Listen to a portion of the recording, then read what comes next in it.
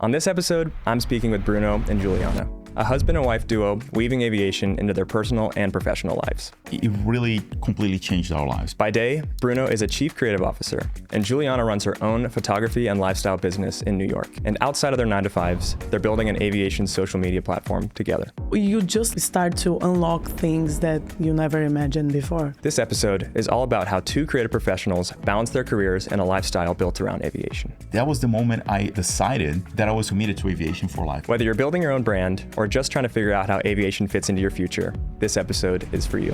3, 2, 1.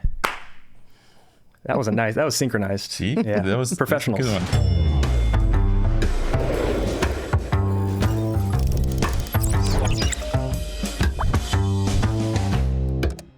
Bruno, Juliana, thank you guys so much for coming to hang out with us in Austin today. Thank you. Thanks for having us. In preparation for the episode, I did a little bit of research, or maybe stalking your social media, if you want to call it that. And I could tell that aviation was something you loved long before you became a pilot. So Yeah.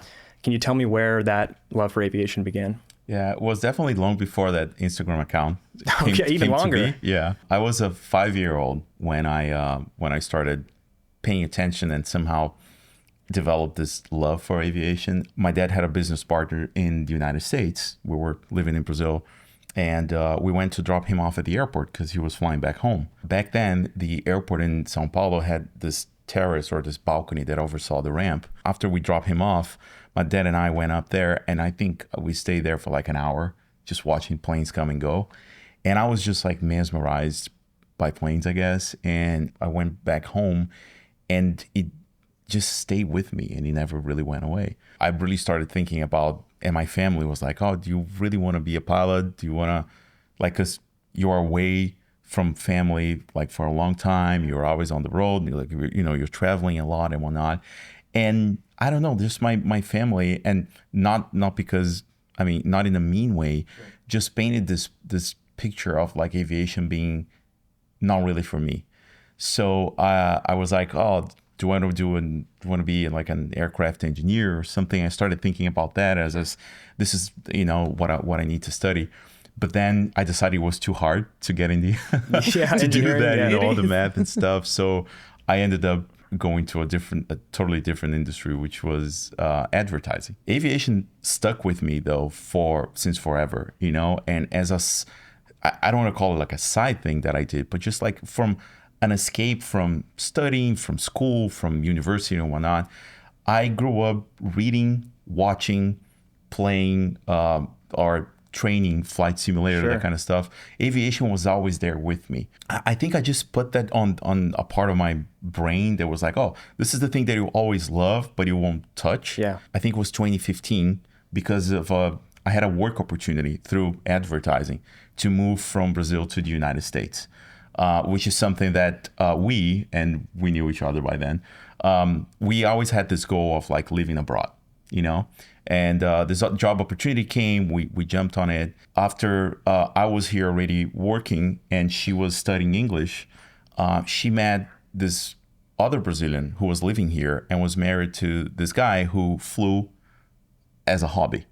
He had been a pilot for 10 years. And so she comes back home one day or I get back home from work and she's like, oh, I met this other Brazilian and she's married to a pilot. And she said that her husband would take us flying any day. He was like, no. Yeah, I was like, no way. This is not gonna happen.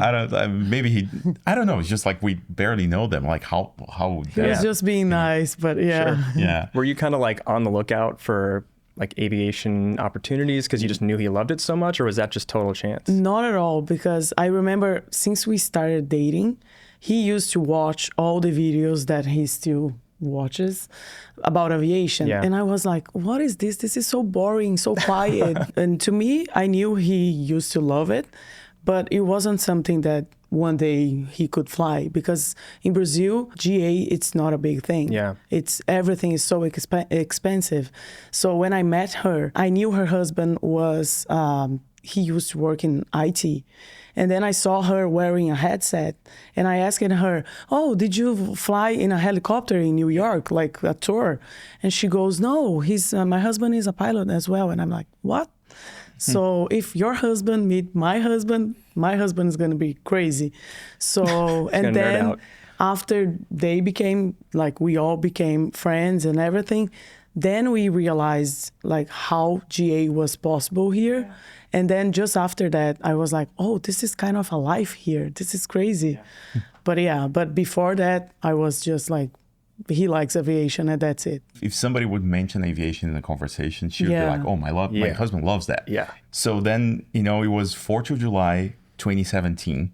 Just so happened to be a day that everybody obviously was off. This guy was like, oh, I'll take you guys flying, So we lived in Queens, New York. We drove to New Jersey, met up with them. We drove another hour to an airport. He opens the hangar and there's this like Piper Cherokee. I start taking photos and all of that stuff. And then we jump in the plane. And I sat on the, on the right co-pilot seat. And I looked at the panel and I was like, wow, I know what these things do, because back in when I was a teenager and whatnot, I used Flight Simulator, but yeah, I knew how instruments, like worked. It's familiar. I knew how to read like an approach plate, and we're flying.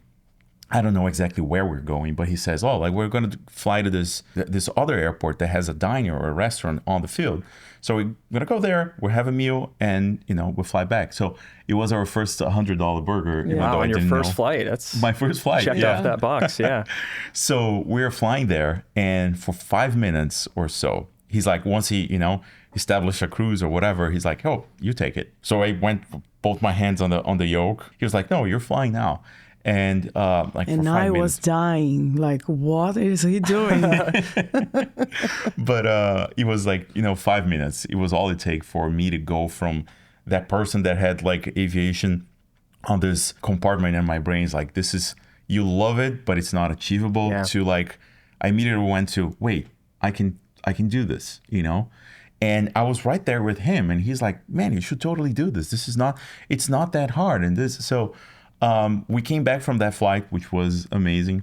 And I was just telling everybody and showing all the pictures. She was on the back seat taking a picture of me, holding the yoke and stuff. And then I came back and I was like, you know what? I'm going to pursue this. I'm going to just start doing research and try to see how I can get this started. Yeah. So this was 2017. And it wasn't like until a year and a half later that I was really like, okay, I'm really going to do this. I started calling random flight schools in my area. I probably Googled them and found a bunch in Long Island, which was, somewhat close to where we lived, and in Queens. I remember talking to a bunch of them, calling, and then one of them, I remember whoever picked up the phone was this really, really nice lady, and she took the time to really walk me through, okay, like, this is how it works. This is what you have to do. You should come out here, meet an instructor, talk to us in person. And I was like, you know what?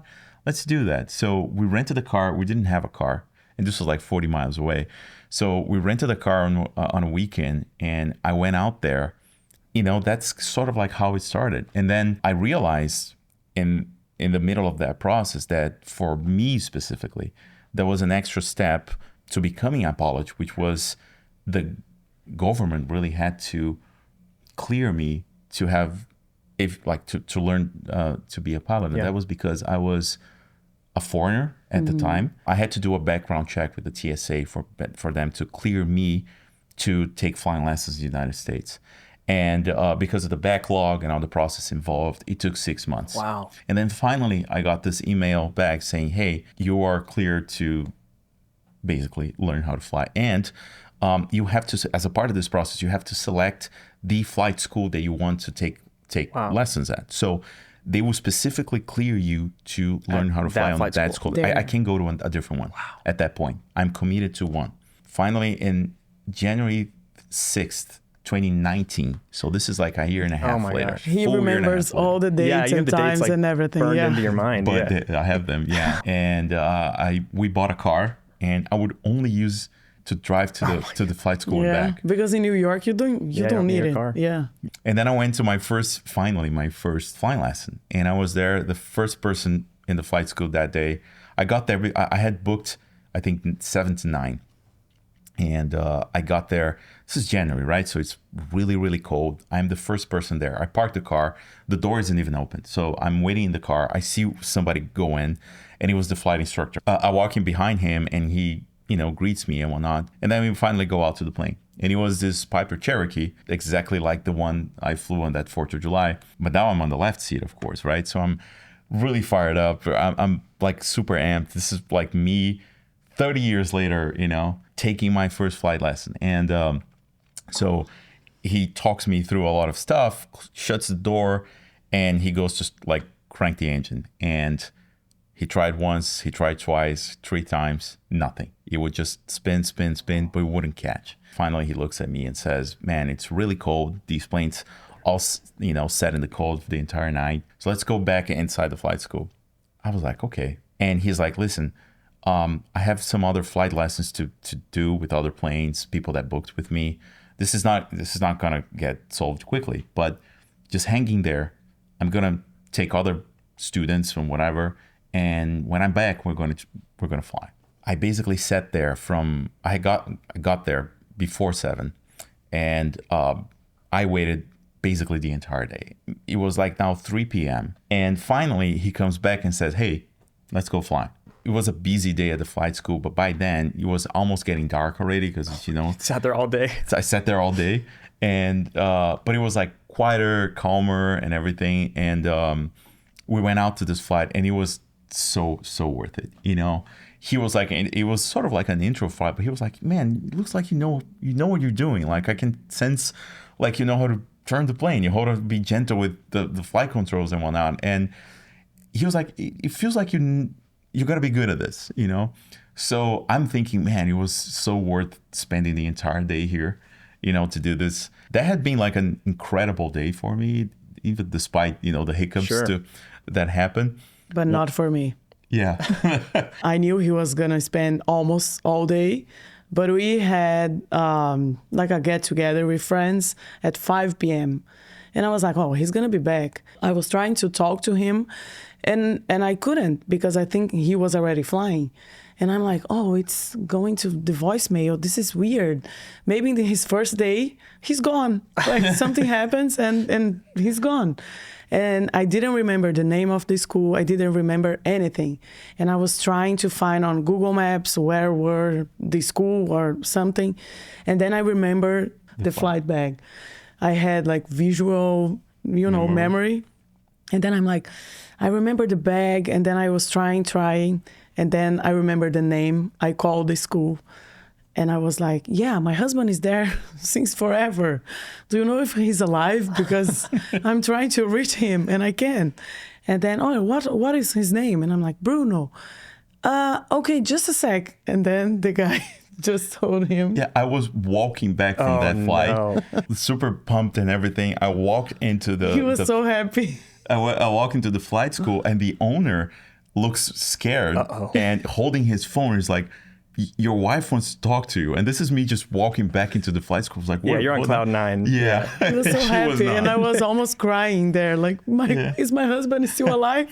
So I talked to her. I was like, hey, no, I'm fine. I'm sorry. I didn't get, I didn't update you throughout the day. But yeah, it was funny because I was having this awesome day and she's back home thinking, oh my God, like what happened to him? Yeah, I was like, how did you manage like to find the number of the flight school and call here? Wow. And she told me the story. I was like, wow. And I told her like this, I think this is proof that in a crisis, your something's memory, gonna work on my mind. Something's gonna work. Yeah. Which to me was like, okay, this is good. It was a good exercise. Yeah. But even nowadays, I'm like, Bruno, you tell me when you're taking off. Once you land, just let me know because sometimes he already landed, but it doesn't show there. But I see on the app that he's close to the airport, but I'm like, how? He's close how? Let me know what happened. Landed? Or... Now I'm getting better. But this day, I remember it was the best day for him. Not the best day for me. Lesson learned. Lesson learned. Yeah. But that's how my flight training started. Yeah. I soloed, I think a couple of months later, it was March 9th of that year That's a day you never forget, right? See, all the dates. No, Yeah. you Do you never have the forget T-shirt cut out with the date on it. I did. So I didn't have my T-shirt cut because it was really cold, and I was wearing all kinds of. And my flight instructor was like, "Listen, I'm not gonna do this to you, or I'm not gonna throw you like a bucket of water, but we'll save it till it's warmer." Sure. I was like, "Okay, cool." From there, I think one thing that became really clear to me when I started, I'm working a full-time job. And the more lessons I take on these weekends, right, because it was my only free time, the more it became clear how committed you have to be, how, like your mind needs to be in it 100%. Because if you don't, like you take one step forward, 2 steps back, and now it's your money, it's your time, it's like, how time consuming and money consuming, learning to fly is. So I got to a point where we sat down and I told her, I have to commit every free time that I have in the next 3 to 4 months to get this done, because the time that I spend, between weekends is enough for me to get rusty again, or for me to unlearn something I learned. So I was like, I don't have the benefit of doing this every day so I can really get, things to become muscle memory. I would book flight lessons Saturdays and Sundays as much as I could. I remember there's one Saturday I actually did 3 different lessons, one at 7 a.m., one at 1 p.m., and another one at 5. And I remember this instructor walking in, was like looking at the logbook. I was like, "Oh, you spent a lot of money today." But for me, it was like, I have to do it this way, because otherwise enough time will pass in between these lessons that I'll have to redo the lesson before. Finally, on June 12th, 2019, nearly 5 months after I started or took my first lesson, that's when I took my check ride. And it was the best day ever. And then I got out of the airport with my temporary pilot's license, right? And the first person I called his name is Neil. And it was the guy who took us flying on that 4th of July. Because we were friends by this point, really good friends. And I remember calling him on the road, driving back home. And I told you have to share the skies with me now, because I'm now a pilot. Yeah, watch out. But I came back and I was like, well, I will rent planes every weekend. But now I'm not taking flight lessons. You don't have that pressure of like, oh, I need to get this right. I need to pass this test.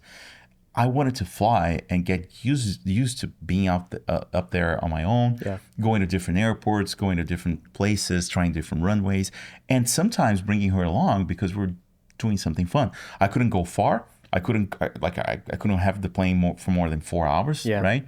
But I was just I started to have fun with the plane. And while doing so, I would take out my phone and take pictures.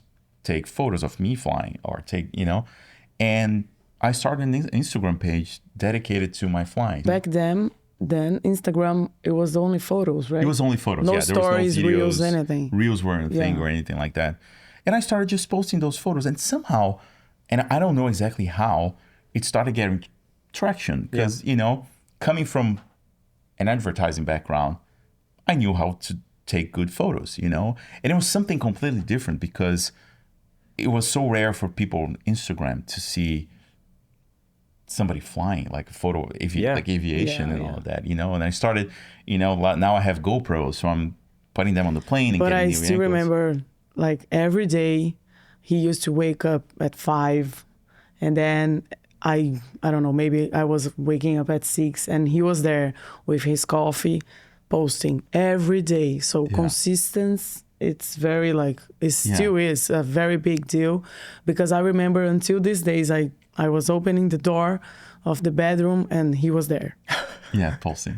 Something. Every morning. Yeah, I wanted to focus on something that I've heard throughout the story is, like, at every point there was something that could have stopped you, and I could have thrown your hands up and been like, this isn't for me, whether that was the background check or and you said you'd grown up and it had kind of been this thing you loved, but you almost denied yourself like the permission to try this out. So I want to know, like, beyond just the love of aviation, what was the thing that just kept you going at every stage? I remember sometimes during my training, I would be like, man, it's too hard, maybe this is not for me. It was this constant battle of like having to split that time with work, with the pressure of being home for us to get together. But inside, like deep inside, it was like, I would always wake up the next day. I was like, how can I be even thinking of, like, I don't know, letting go of something that I've loved for so long. So that passion deep inside, it would, at some point, it would just be much like, it's like, no, you're not going to give this up. Fast forward to today, I get so many messages from student pilots who are like, how did you overcome fear of heights? Yeah. How did you overcome feeling nauseous on the plane? How did you overcome this? And my answer is like, listen, everybody has their own things that are going to be their bumps on the way, that the thing that they will struggle to do. Every pilot has. But what I tell everybody, or write them, is like, just don't ever forget why you started in the first place. Because that is the thing that will be like, no, that can't be bigger than this little bump on the way. Nobody picks aviation because it was like, it was the easy job. The fallback. The fallback. Yeah. Nobody has aviation as like, I'm going to do that because it's easy. So I want to believe that every single pilot, whether they are an airline captain, they are an aerobatic pilot, or they fly business jets, or they are flight instructors. I want to believe that every single one of them was like, I love this so much that I'm going to try hard. Yeah. And I think that's perhaps one of the few industries or jobs really that you really have to love what you do. It's not like, I do this because my father did, or I do this because I didn't have. Because it's not easy at all. Yeah, you have to really love it to do it. So I want to believe that every single pilot was just like me and started from the same place. I love this. I want to do it. Yeah, and I wanted to ask, besides just loving flying and loving aviation, there's only so much energy you have to put into your work, your relationship, and your flying. Like, what was that transition like in your life when you really said, I'm going to put all my free time, all my energy into this? Like, what did that change your life forever? Just how you looked at your lifestyle and where you allocated your energy? It did. Yeah. Because you only have so much time in the day to do it all, right? And so when I started flying, and this was a conversation that we had, I said, I need to fly every week so I don't get rusty, so I can, remain a safe pilot that is proficient at what he does, and, most importantly, current and proficient. Yeah. And that will take a long time. But I think it started there. But I think we didn't know about the life around that, like the burgers, the traveling, the friends that we made, like he went to the first time to Sunday Fun with this friend, Neil. And I was so relieved because I was like, okay, Neil is a pilot for 20 years. He showed this world for us, for him, like, go there. Take your license. It's affordable, like, because in Brazil it's impossible. So everything that happened, it was always like, he's gonna be good flying. He needs to fly a lot because he needs to be good. But then we started like discovering this life around, and everything was so new for us because we didn't have that in Brazil. Yeah. So he went to Sun and Fun, and I remember he was calling me like, this is like Disneyland for aviation. Everybody here is a pilot. I see planes everywhere. And I'm like, and I'm so glad you went with another pilot, not with me. And then I went to my first Oshkosh. I went to Oshkosh first, right? Same year, yeah. And I didn't like aviation as much as he does. But I get there and I see this environmental, and I'm like, this is nice.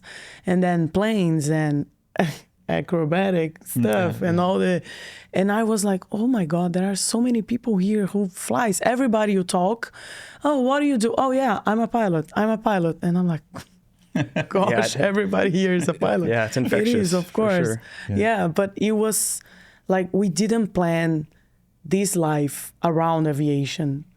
He was just like going every weekend because he wanted to be proficient. Yeah. Right? And then everything, it's just like happened. It really completely changed our lives because it started from the me devoting time to just going out to the airport and renting the plane for that 4 hours and making sure that I would go back home feeling like, okay, like I still know how to fly a plane and I'm getting better and better every weekend and whatnot. And then somewhere along the way, which was something that wasn't planned at all, it became like a part of our lives, of our lifestyle, right? Because it was so hard for me to do this. I understand now what it takes to stay proficient at flying, instrument, IFR. So I have to do this often. So I have to be committed from here on that I'm going to fly every weekend. And again, this is my life, having a 9 to 5. And now I'm doing math because I know how much it costs to rent a plane.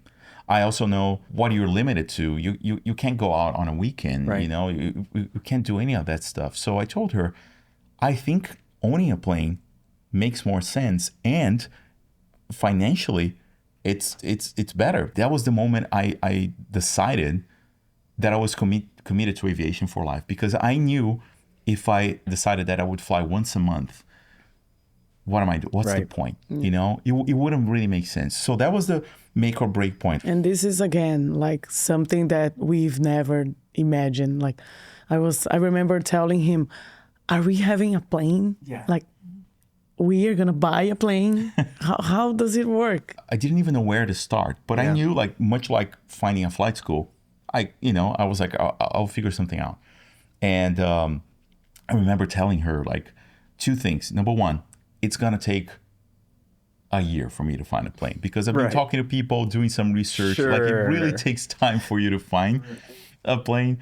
And the second thing was, I want it to be our plane. This can't be a Bruno thing, that I enjoy by myself while you're at home or with friends or doing something else. I want you to be in this with me, but I need you to tell me that you want and you can.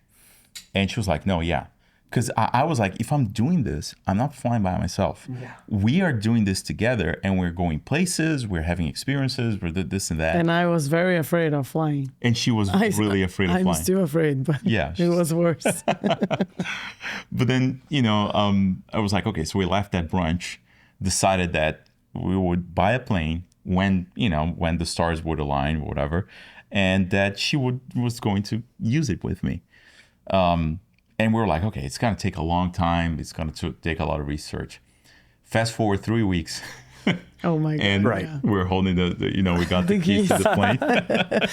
It's always how it goes. We found this plane. And that was the moment where aviation really changed our lives, because now you have a plane, like, you're committed to it. Yeah. 100%.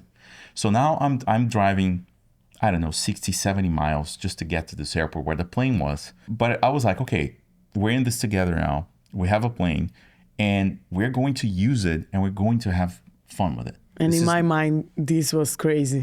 I'm sure. Yeah. God. Yeah, having to explain to our families back in Brazil. So we bought a plane. Everybody, what are you talking about? Yeah. But I would go out there, and we would go out there, and we started having fun. And in parallel, that Instagram account started to grow. Like, people liked seeing that this ordinary guy that works at 9 to 5 did his flight training, got his license, got his instrument training, and now he has a plane. It started growing and growing. And now there's, like, Instagram Reels. So now we're making videos and stories and that kind of stuff. Now my mind starts converging a little bit, because my job is to basically tell stories in advertising. You tell a story for a brand, you tell a story for a service or something. That's what you do as a creative. And now I'm over here doing this really cool, different thing that only 1% of the world's population gets to do. I have the privilege of being able to do it anytime I'm not working, because I no longer rely on booking a plane at a flight school. Yeah. You learn so much, because now I'm putting myself in different situations, airspaces, weather, and doing all these things, learning these new lessons, talking to different controllers, and doing small, silly mistakes that you're like, oh, I'm not going to do that again, that kind of stuff. So I am growing as a pilot, and I'm documenting all of this, and I'm putting it out there. And from the very beginning, one thing that was clear to me was that I would never try to create this image that I was a pilot that got everything right. Made no mistakes. I know. I was really honest with everything in my flight training. 6 or 7 months after I bought the plane, I had this episode where I got locked in my plane. Right? Come back from a flight on a Sunday, and I came back to the airport, and I parked the plane, and I go to I go to move the latch to open the canopy, and it's stuck, completely stuck. That had never happened to me. I don't know what to do. Like I'm trying, and I had my flight bag, and I'm looking. There's like screws on the thing. I'm like, maybe this is something is like jammed or whatever. So I take out like a screwdriver, unscrew. I open the whole thing. I'm trying to look at like, oh, that's where it's stuck or whatnot. And obviously it didn't work. And now I'm thinking, okay, what do I do? She is like 70 miles away. I have the car here, our only car, because I drove out to the airport. So now I'm like, okay, what's my next move here? I'm looking around. This is a non-tower airport in the middle of Long Island. Nobody around, not a soul. Yeah. It was me and the airport beacon, like flashing. And I'm like, okay, so what's my next move here? So I didn't want to like fire up my avionics again, because like I'm like, okay, do I fly somewhere? I was really scared about, from that first episode where I let the battery die in the plane. I'm like, I'm not going to do that. So I pull my handheld and I go to CTAF and I key the mic and I was like, hey, there's somebody here. Because I wanted to see if there was somebody at the airport that could hear me. And then this guy flying nearby says, hey, yeah, we're 5 miles out. We're shooting approaches and whatnot. And I was like, oh, no, never mind. Like I'm here on the ground. I was just trying to see if there was somebody here that could help me out. And he's like, what's going on? And I started laughing on the radio. This is all recorded because I found it on live ATC. Oh, my gosh. And I said, well, this is kind of funny, but I'm locked inside my plane. Yeah. The latch got stuck, and I don't know what happened. And he's like, oh, man, I'm so sorry. Like, do you want help? And so I was like, oh, I was just trying to see if there was somebody here on the ground that could help me. And he's like, hey, I can land and try to help. I was like, really? Are you really going to do this? He lands the plane, comes all the way to me. Each of them climbed on the wing, because that's how you get in and out. And I told them to like look at the lock, because you can lock it from the outside. Which position is it at? And they were like, oh, it's like, I don't know, horizontal. Right, whatever. I was like, oh, it's locked. And it was an old lock. It probably with vibration, whatever. Turned into place. Yeah. It was already really finicky before. I was like, okay, so it's locked. Now I have to hand him the key, because the only keys are with me. So I crawl back. I unlatch the baggage compartment to pass the key so he can open the canopy from the outside. And in the spirit of like being someone who shares the good, the bad, and the ugly, which was always, it was always my thing, I posted a video about it. Were you videoing the whole thing? I was, because I had the GoPros running. Yeah. I had the cameras rolling. I was like, you know what? I'm going to tell the story, because what this guy just did is an example of how does this community is so nice and whatnot. Yeah. And I post a video. And next thing I know, the entire aviation community knows about it. Oh my God. Everybody. Like people were like, I followed like this guy named like Brian Turner. He had this channel, Just Plain Silly, still has. And he calls me because he wants to interview me about this. Oh my God. AOPA calls me like, hey, do you want to tell the story? We have this call like Never Again, which is like pilots sharing like terrible things and whatnot. And I'm like, do you want to tell the story or whatnot? Oh, sorry, wrong number. No, it's not Bruno. Exactly. And now everybody knows about the story. Everybody knows about me. And my social media pages and my channels just boom. They go. Yeah. They really explode. Oh, a lot of times people came to him like, oh, you're Bruno. Oh, nice to meet you. Yeah, you were the guy that got stuck in the plane. Locked himself in the plane. To this day, I hear stuff like this, When I posted that video, my intention was to really just say... Be honest about it, yeah. Be honest and say, look at what this guy did, Like, that's how we all should be in our lives, really. Just trying to help each other out. And from years, I was like the guy who got stuck in a plane, But now, I'm committed to being the guy who did something else, not just being stuck in a plane. So we are flying places, we are telling stories, I'm flying further, trying different things and trying, just challenging myself to do something different, do something that was worthy of a story, but also creating experiences for both of us, flying places that we've always wanted to go. Or places that we've been before, but never imagined like Yeah, that like we flying could fly ourselves, there. yeah, Yeah. I don't know how long ago we realized that this is our lifestyle. Yeah. I don't know, at least for me, it took a while to understand this because everything was so new. But now we understand, like, okay, let's plan a vacation It's or structured plan a around trip. flying. Yeah. Yeah. And I remember the first time he flew me to New York, like to, Oh, the New York route. yeah. Skyline route. and I was a photographer already, but I remember he planned like we're gonna get there on the sunset time and all, and I'm like, oh, nice. I was already a tour guide in the city, so I knew the city like all the corners, and then I'm up there taking photos and videos and everything. But then I stopped, and I just look outside. I can cry here. I just look outside and I start crying because I was like, I can't believe, one, I'm up here. I'm not there just walking around the city. I'm in a plane, and this is our plane, and it's my husband who's like driving. And I was like, this is crazy because I was seeing the city from up there. He was the pilot and I was taking pictures, and I just realized like how moving here and then how many things we could, I don't know, discover and achieve. Unlock almost, right? Even though it was his dream to be a pilot, and our dream to live abroad. But I don't know, that day I was like, I didn't imagine that it could be. It was tough in many other ways, but that day I was like, I can't believe we are here. Yeah, it all hit you at once. Yeah. And then I cried again when we went to the Bahamas, because we've been there, what year? 2000, like long before we even like moved here. 15 years ago, and we were in Brazil, of course, but then we flew to Miami, and then we took a cruise to the Bahamas. And back then it was a big trip for us, a dream trip. And I remember we were like flying from what was the airport? West Palm Beach, I think, yeah.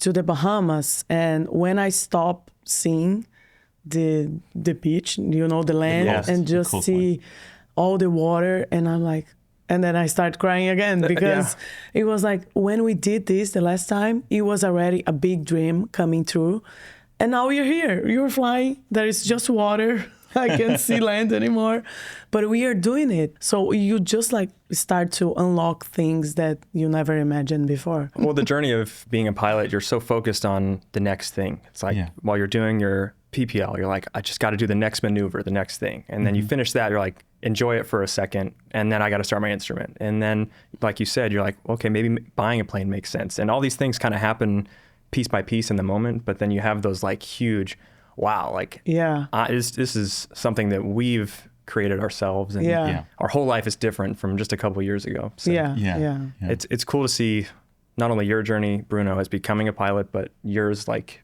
kind of overcoming that fear and then being a part of it. Yeah, in the beginning I was very afraid. So I used to tell him, no, you go. Yeah, it's fine. You're like, he was out every weekend anyway. So I was like, yeah, no, you go. And then we have dinner or something. And you don't need to, worry about me. I'm fine here on the ground. Solid ground, yeah. And he was like, no, but let's do it. Let's do it. And then there was one point that I said, if you put food, maybe. Here we go. Yeah. And then we started, okay, let's have brunch or let's have lunch somewhere. And then the first time we flew somewhere to, have the night there and come back on the next day. So it always started very small, of course. But then we just like, okay, now we can plan a trip. So I could see myself like doing something that I wasn't just afraid. That's why I love what we do, because if he keeps me busy, then I'll be fine. Yeah. So it started like this, right? Yeah. Okay, I need photos, I need videos, I need this and that.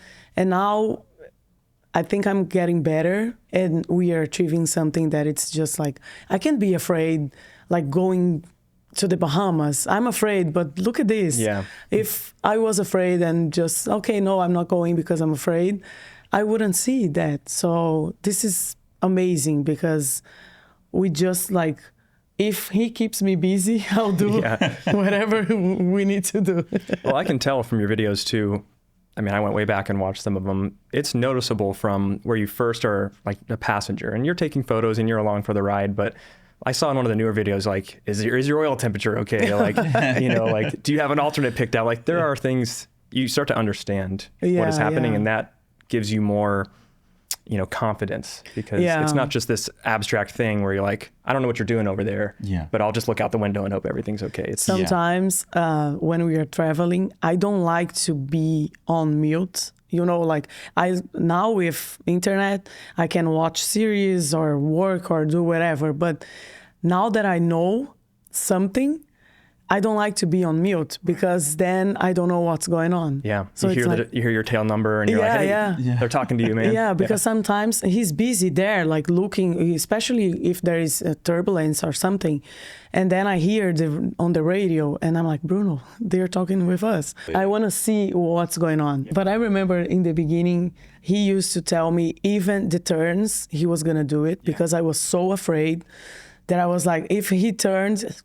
And then I was like, oh, what's going on? Yeah. And I'm turning right or left. And I'm like, okay. And then, but now I can see. So now I know, now I know the route. So, okay, yeah. And I think one thing that to me is very important, I know so many pilots that got into this, got into GA, whether because it was their dream or because they saw something on social media and they decided to go for it, you know. But they get into it, but their families don't. You know, and they still have like their significant other at home who doesn't like to fly, who doesn't want to go. And it become their thing, but they're always on a schedule to come back, you know. And so for me, it was really important from the beginning that she would like it. She would understand it.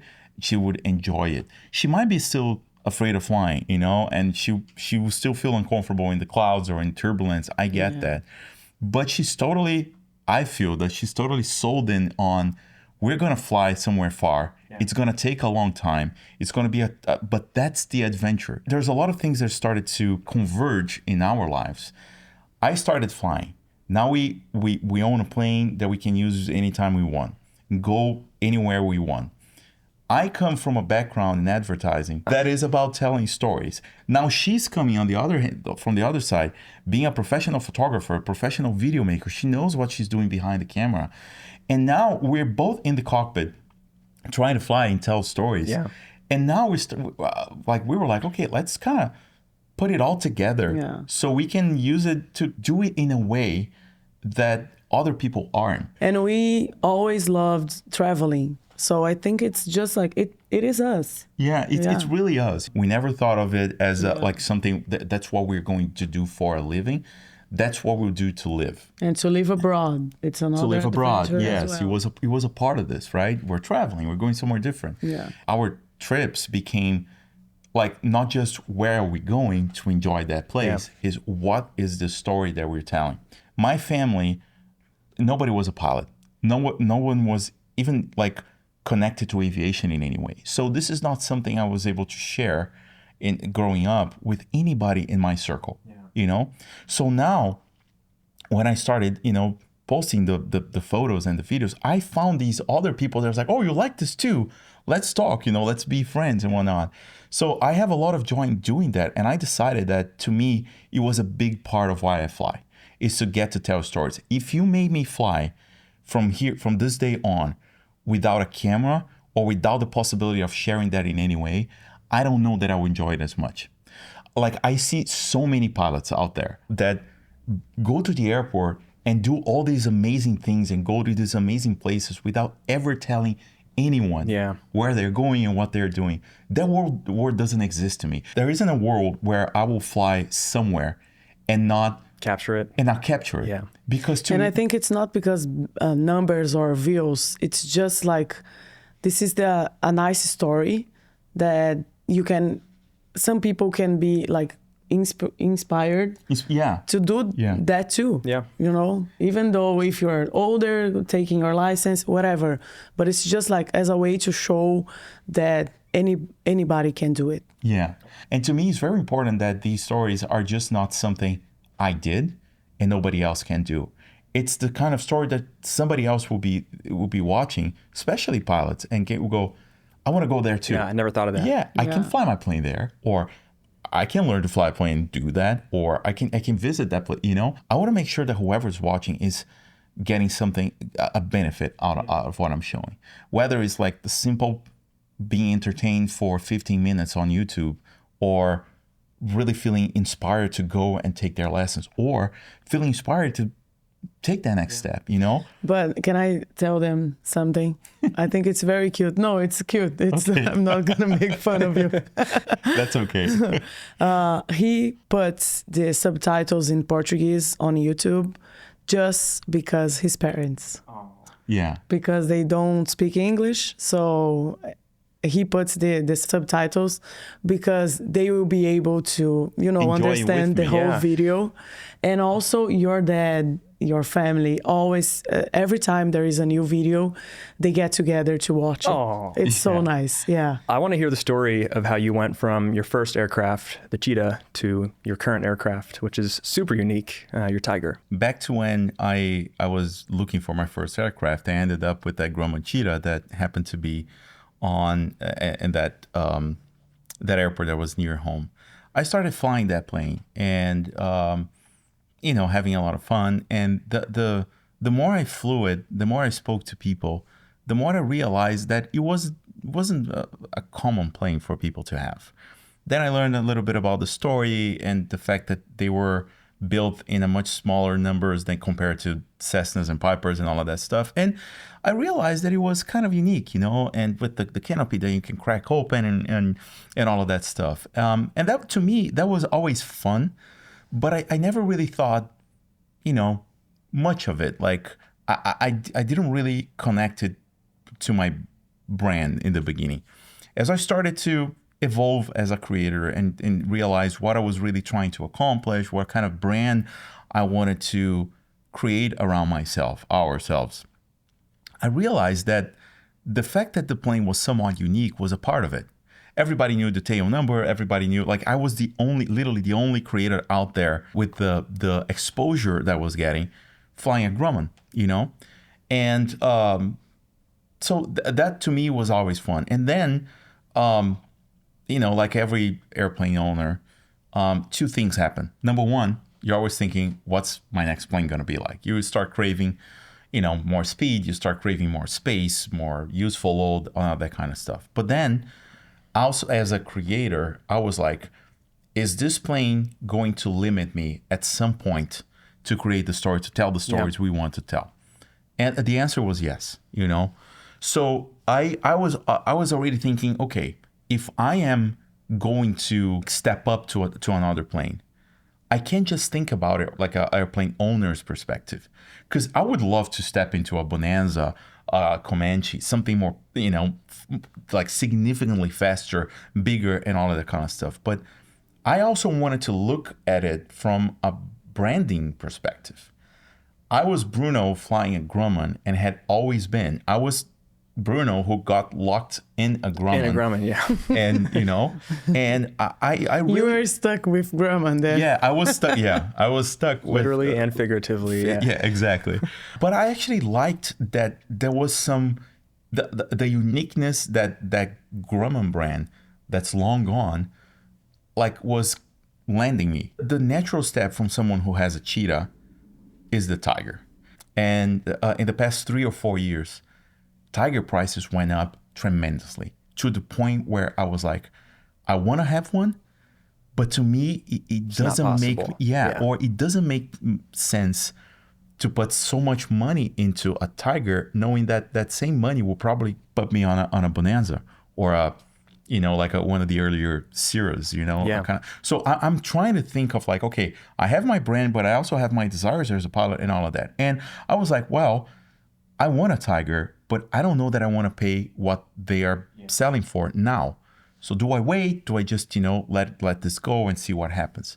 Then something happened. The guy who won the AOPA 2022 sweepstakes plane, which happened to be a Tiger, was selling it.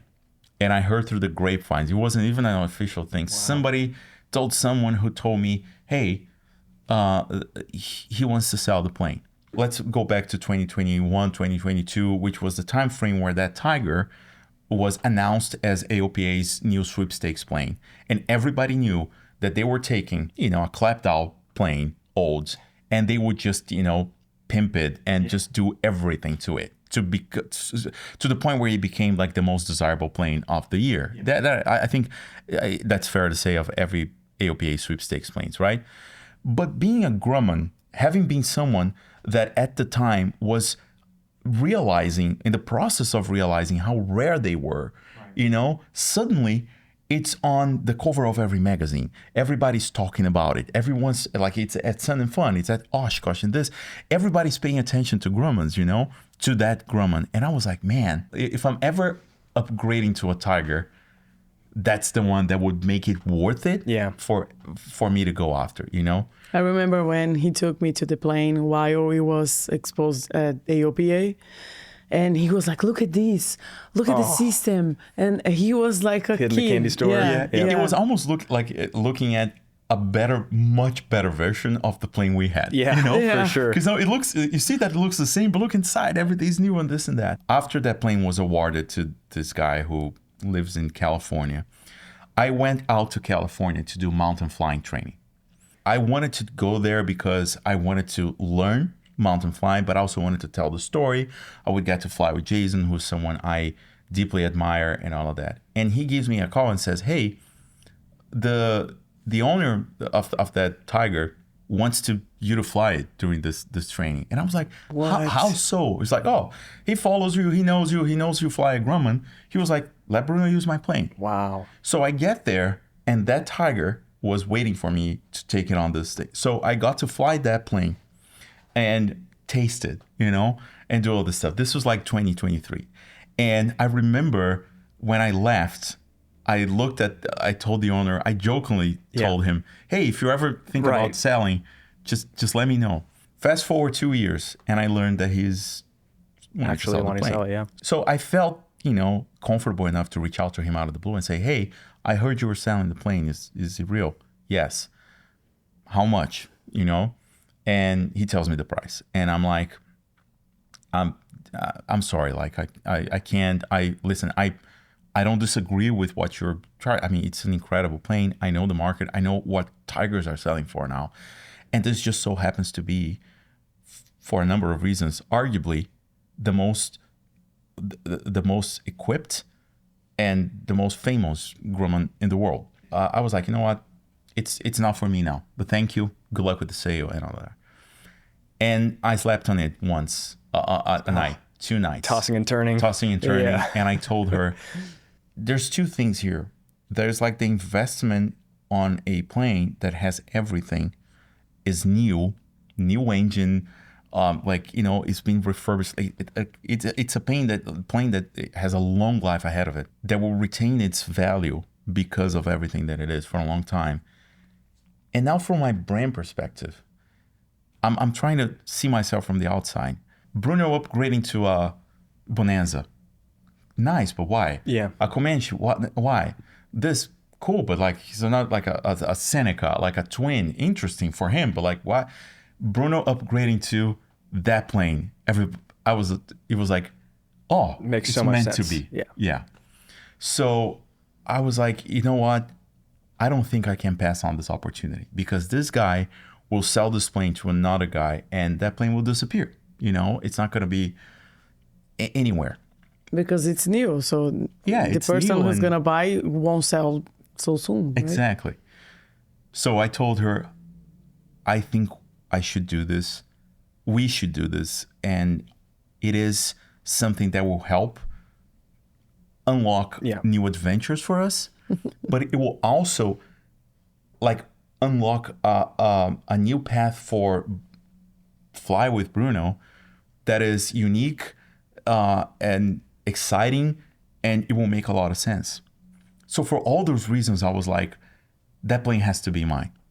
So we went out there in March. It was February, actually. It was like a year ago. And I wanted to see the plane. We did a pre-buy. We did everything that we needed to do. And I wanted her to see the plane. I was like, I want you to look at it and go, yes, I want it too. You know, it can't be like, okay, you do your thing. Again, years after we had that first conversation about buying the first plane, I wanted her to buy into this as well. So we went out there. We made a trip out of it because we were out in Napa Valley. Yeah, he put wine and then I was we happy. started with Napa, yes. then went and saw the plane. Yeah, exactly. So she sees the plane, she looks, I was like, oh my God, it's beautiful and on. Yeah. And I was like, okay, let's do a pre-buy. And so followed all the steps. And then that's how I ended up, let's say, with that Tiger. People ask me, you know, sometimes they see the plane, it's like, oh, are you the winner? I was like, I wish. Yeah. No, I made things a lot easier. Yeah. I paid the full price for it. So I think it unlocked things for us as a couple who wants to have fun with aviation. It unlocked things for Bruno and the stories that I'm able to tell.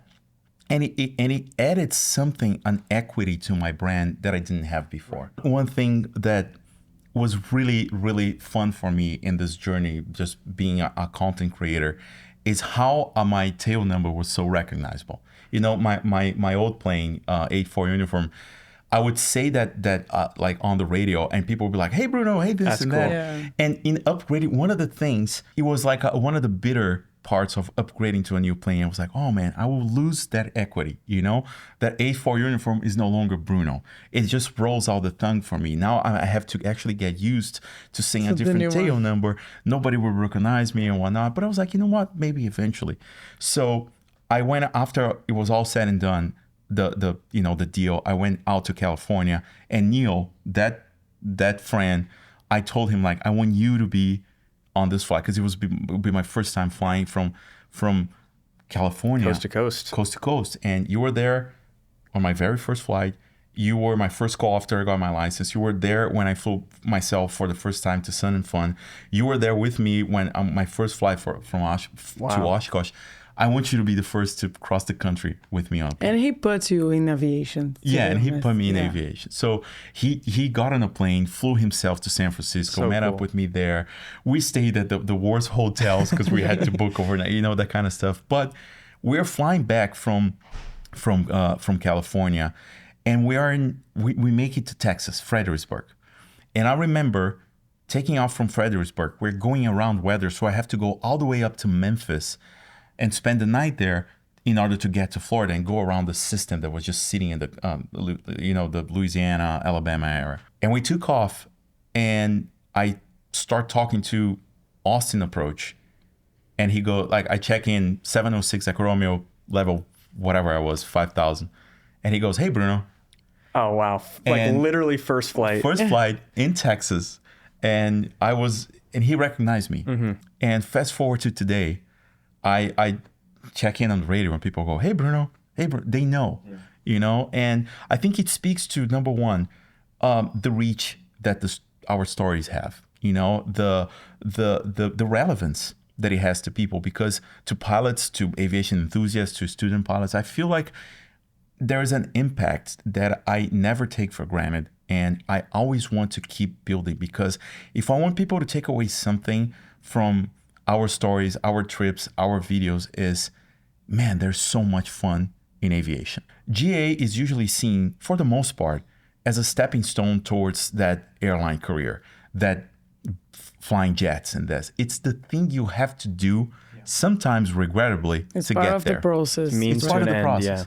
It's a means to an end, correct. You know, there's so much fun to be had and memories to be created and all of that. And I want to make sure that people understand that in your 30s, in your 40s, sometimes in your 50s, or in your 70s, you can still find something new in your life. Go pursue it, go learn it, do it well, and start living again. I thought my life would be having a career in advertising that I worked really hard for, found success, found incredible moments of joy, and ultimately found an opportunity to move and live abroad, bring us here to the United States and build a new life here.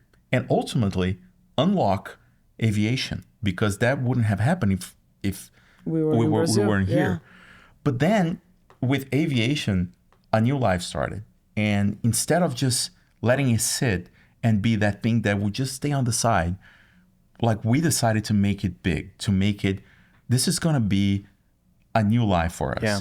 And even if we, as of now, still don't have 100% of our time to devote to, we take that 30-40% of the time that we have to dedicate to it, and we really make the best we can. We really do things. There's like, people are like, oh my God, you're flying yourself to Arizona on that plane? Yeah, I am. It's going to take a lot of time. Yeah, it will. That's and you the know point. what? Yeah. It's going to be really fun. We're going to stop at Nashville and have a great time. Yeah. We're going to come to Austin and have a great time here. Then we're going to go to New Mexico and then go to Arizona. And I'm going to enjoy every mile of the way. Because when we fly, number one, things happen, stories happen. And I have like an enormous Bad joy. or good, but it happens. It happens, you know? But also, like, it's so much fun. We've seen so many things. We've had to chose to stop or had to stop in places that were incredible, Yeah. you know? And we come back home, and sometimes I'm going through my footage, I'm going through the photos, and I'm like, man, we went there, we did this. Yeah. I saw this from the sky. Like, I can't believe I went there. Yeah. I can't believe I did this. And I think also the friends we made, because now we have a big group and we can't wait to go to Sun and Fun to get Be with together with them, and then Oshkosh, and then we just plan another trip during the year anywhere just to get together with these people that are so special because they love aviation. And I remember when I started going to Sun and Fun or something, we met these guys, bro pilots, and they were alone. The wives weren't there.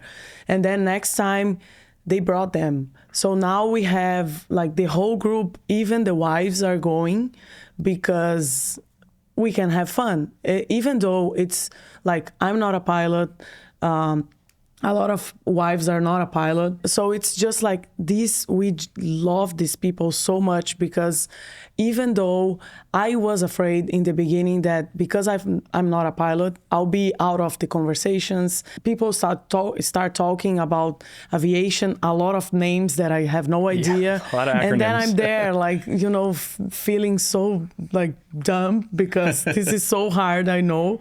But it's just like, I was afraid in the beginning because I was like, yeah, they're going to talk about aviation and there's only men's. And of course, there are some women pilots, mechanics, everything. This is amazing.